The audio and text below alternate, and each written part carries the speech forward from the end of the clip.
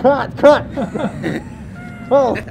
Start running, scatter. Too much pressure. Holy shit. This is being recorded.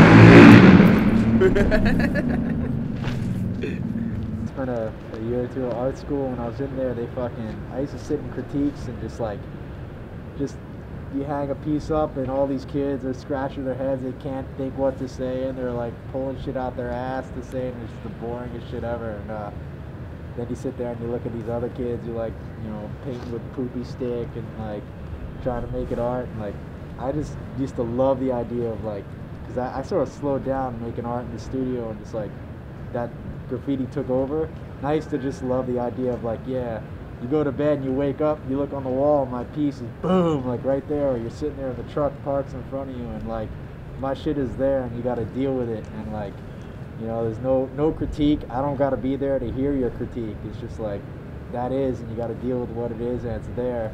And the best thing you do is fucking like paint over it, I guess, right? If you don't like it, like that's your critique, you know, like fuck that shit, you know, or fuck it up or whatever. But you don't got to hear it.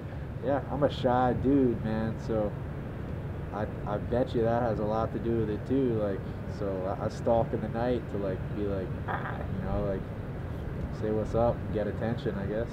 It's fun to see your graffiti every day. If something's on like some path through the city or through a neighborhood that you visit all the time, it's really nice to be reminded of that. And reminded that you do it and of that emotion and feeling you got when you were painting it. I definitely paint along my route. It's definitely like war type shit, like all your weapons and your gear, and you're like going out. Like I remember being so blown away going out with you one night, and like we get to the spot, we're gonna do these like roll-ups and paint, and I was whipping out the whole fucking sweatsuit, just putting it over his thing, the whole hooded shirt. He's all like totally covered up, like just so he don't have no paint on him, he can rip those clothes off, like, and be like, oh, nothing. Yeah. Thought that was so fucking cool. I was like, that shit is dope. You know, like, shit. I've always just wanted people to see my graffiti and think that it's a good time, or it's funny. Maybe like it's just being up in the weirdest fucking spots. That's my favorite. Yeah. Yeah, just like you're sitting somewhere you never expect, and you look down, like fucking right by your foot, like a little tag, and you get stoked.